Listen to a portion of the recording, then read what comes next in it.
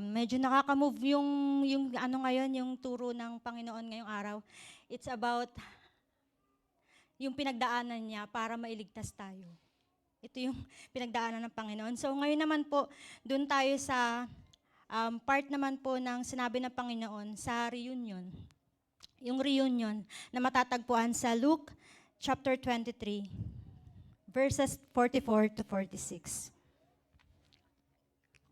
It was now about noon, and darkness came over the whole land until 3 in the afternoon because of an eclipse of the sun. Then the veil of the temple was torn down the middle. Jesus cried out in loud voice, "Father, into your hands I commend my spirit." And when he had said this, he breathed his last. Amen. Ito na yung panahon na mamamatay na si Jesus. Ito na yung panahon na matatapos na yung pagdurusa niya sa krus ng Kalbaryo. Pag napanood natin yung movie about dun sa ginawa kay Jesus Christ, nakakadurog talaga ng puso.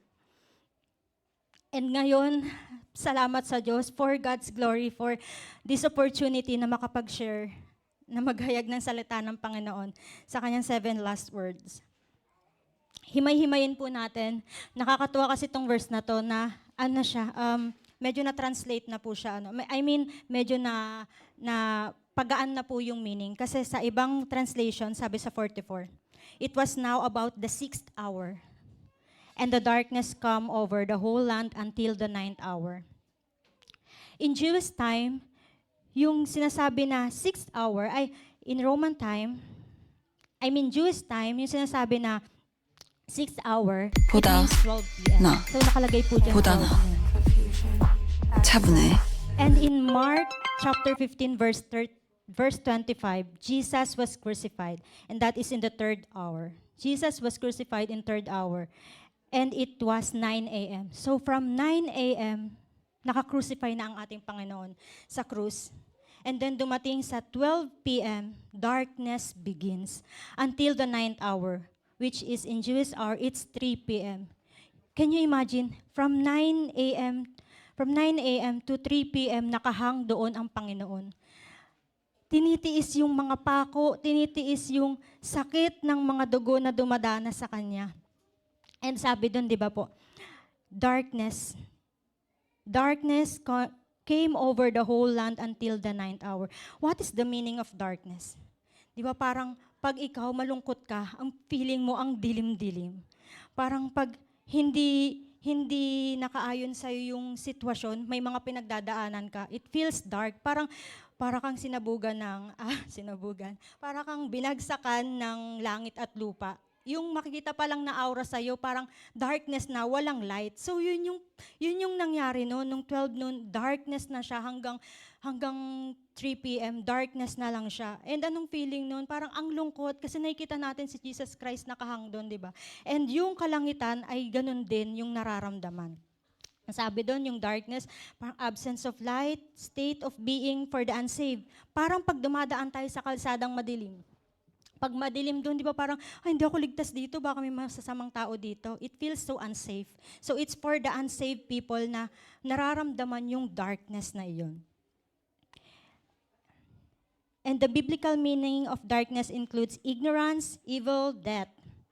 But also, darkness also means from the Old Testament, it is the fulfillment of what they have prophesied in the Old Testament, like in Joel, the book of Joel and the book of Isaiah. It's the fulfillment of the prophecies that in darkness, doon na mangyayari yung nakalaan, yung nakaplano na mangyari kay Jesus Christ. It also states as the Father's anger in Isaiah 9, verse 11.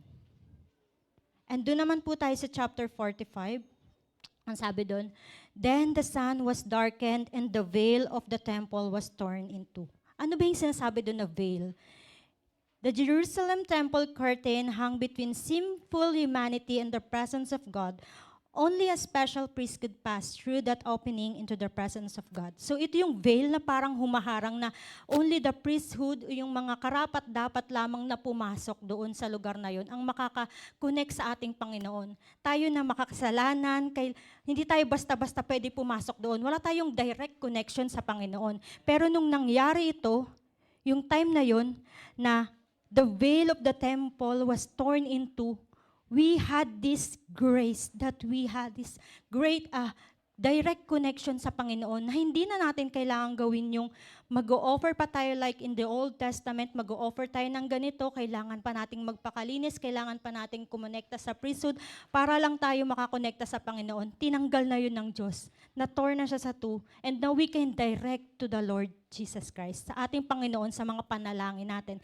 And yung relationship natin, direct na. Hindi na tayo kailangan pang magpapanalangin, ipanalangin niyo po ako, o kaya pumunta sa mga matataas, mga leader, or yung sinasabi natin sa ibang mga pari na ipanalangin niyo po ako na ganito para po mapatawad ako. No, we can do the direct connection sa ating Panginoon. Kasi yung veil ay binuksan na, sinira na, na-break na siya. Direct connection to our Lord. The tearing of the temple curtain symbolizes the new order of grace. It is grace ushered in by the sacrifice death of Jesus, the Lamb of God.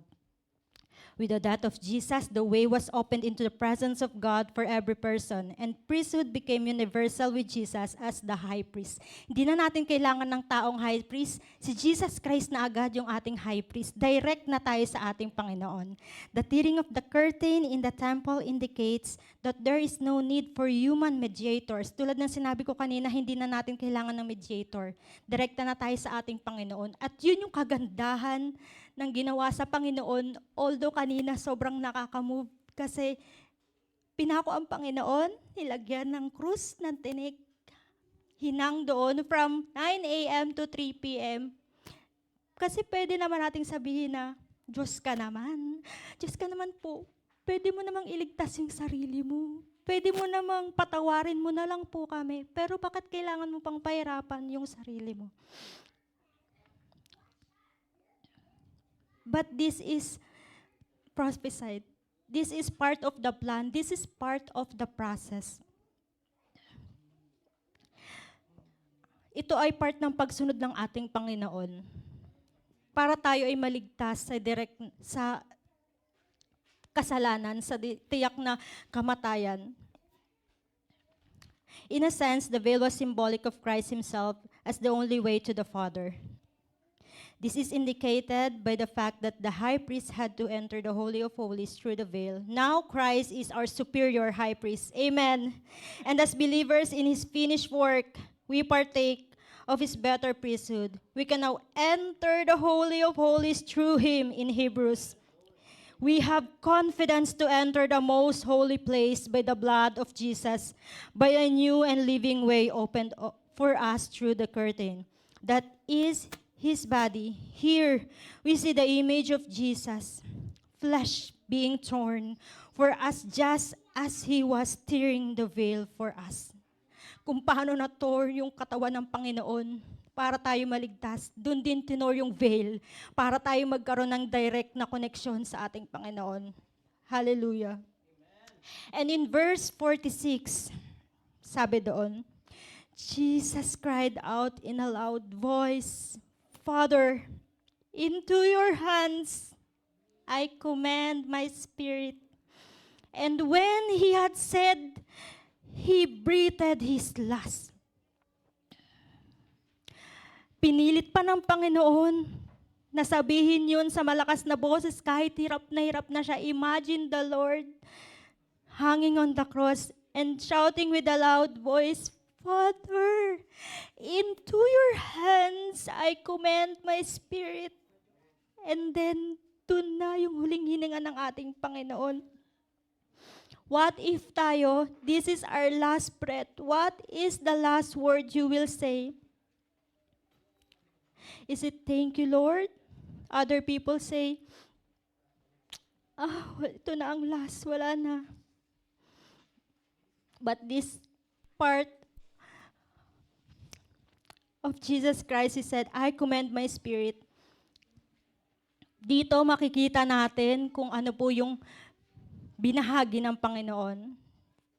Nang siya ay ma-crucified, we can see the trust. He trusts His Father.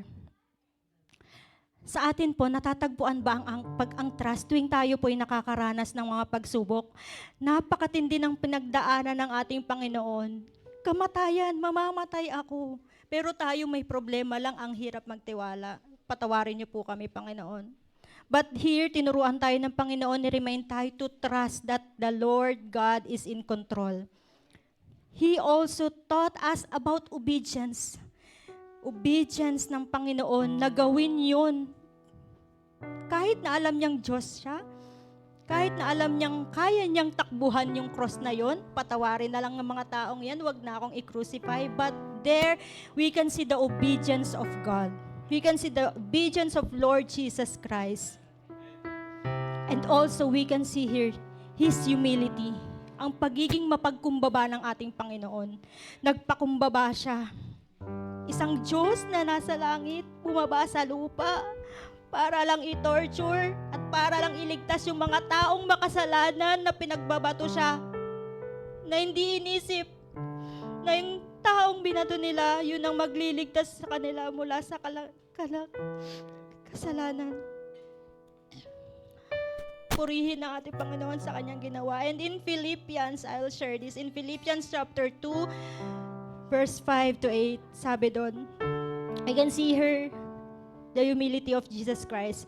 Let this mind be in you, which was also in Christ Jesus, who being in the form of God, did not consider it robbery to be equal with God, but made himself of no reputation, taking the form of a bondservant, and coming in the likeness of men, and being found in appearance as a man, he humbled himself and became obedient to the point of death, even the death of the cross.